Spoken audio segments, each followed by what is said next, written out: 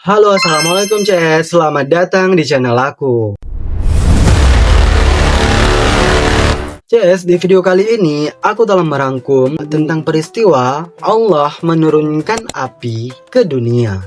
Jadi CS, dalam sejarah Islam, api bukan hanya dikenal sebagai alat pembakar, tetapi juga sebagai tanda kekuasaan Allah.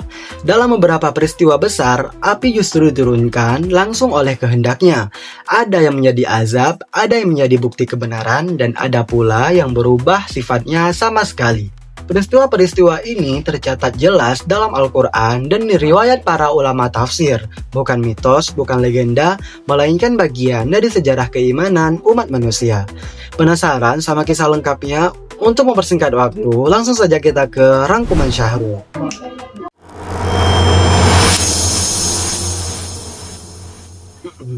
CS, istilah diturunkannya api dalam Islam merujuk pada beberapa kejadian berbeda. Yang paling dikenal adalah api yang turun sebagai tanda diterimanya kurban pada umat terdahulu, khususnya Bani Israel, serta peristiwa api besar yang disiapkan untuk membakar Nabi Ibrahim alaihissalam. Namun, atas perintah Allah, api tersebut kehilangan sifat panasnya. Dua peristiwa ini memiliki konteks berbeda, tujuan berbeda, dan pelajaran yang sangat mendasar dalam akidah Islam. Dalam ajaran Islam CS, api adalah makhluk Allah, tunduk sepenuhnya pada perintahnya. Al-Quran menyebut api sebagai unsur penciptaan jin, sebagai alat azab di neraka, dan sebagai bagian dari tanda-tanda kebesarannya di dunia.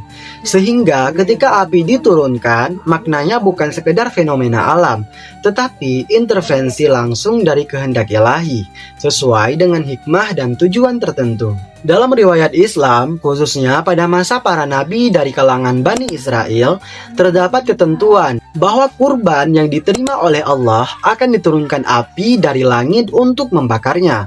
Api tersebut bukan dinyalakan oleh manusia, melainkan datang sebagai tanda. Hal ini disebutkan dalam penafsiran Al-Quran surat Ali Imran ayat 183. Ketika kaum Yahudi menantang Nabi Muhammad SAW dengan mengatakan bahwa Nabi sejati harus mampu mendatangkan api dari langit untuk membakar kurban. Padahal menurut para ulama tafsir, tanda tersebut memang pernah berlaku pada umat terdahulu, bukan sebagai syarat kenabian yang abadi. Para ulama seperti Ibnu Katsir menjelaskan bahwa api yang turun untuk membakar kurban adalah bentuk ujian keimanan, bukan tujuan utama ibadah. Ketika syariat berubah, tanda itu pun dihapus, karena esensi kurban bukan pada apinya, tetapi pada ketaatan dan keikhlasan. Sebagaimana ditegaskan dalam Al-Quran bahwa Allah tidak membutuhkan darah dan daging kurban, melainkan ketakwaan hambanya. Peristiwa paling monumental terkait api dalam Islam adalah kisah Nabi Ibrahim alaihissalam.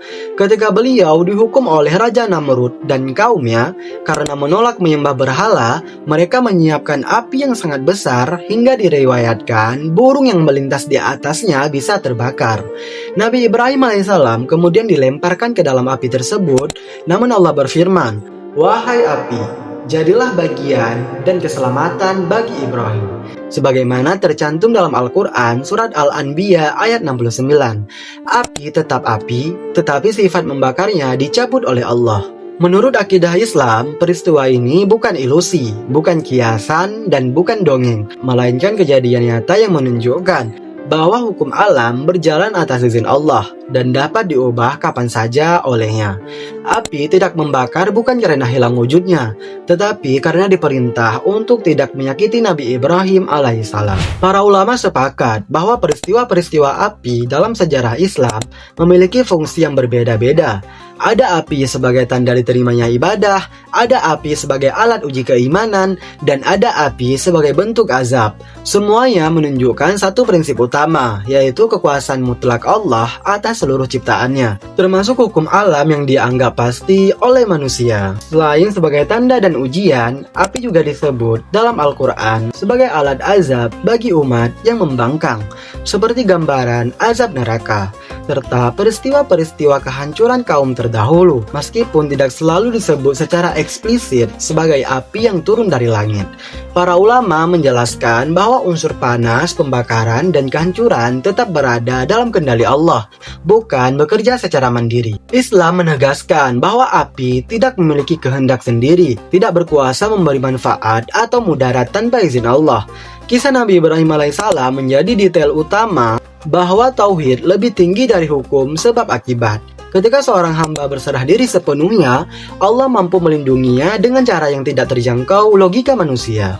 Para ulama juga mengingatkan agar umat Islam tidak memahami peristiwa diturunkannya api secara mistis berlebihan atau menganggapnya sebagai sesuatu yang bisa dihadirkan kembali untuk membuktikan kebenaran seseorang.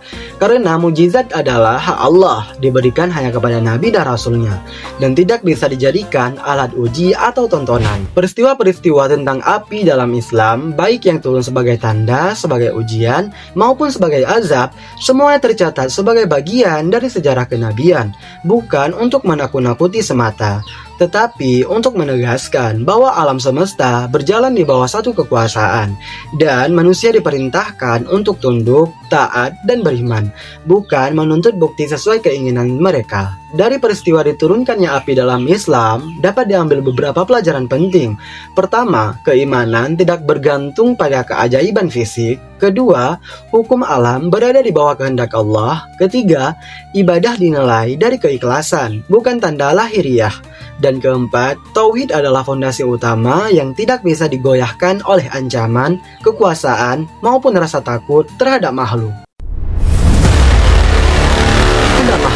Terima kasih buat semua yang sudah menonton video ini sampai akhir. Jangan lupa like video ini, komen di bawah, dan subscribe channel YouTube aku supaya semakin berkembang.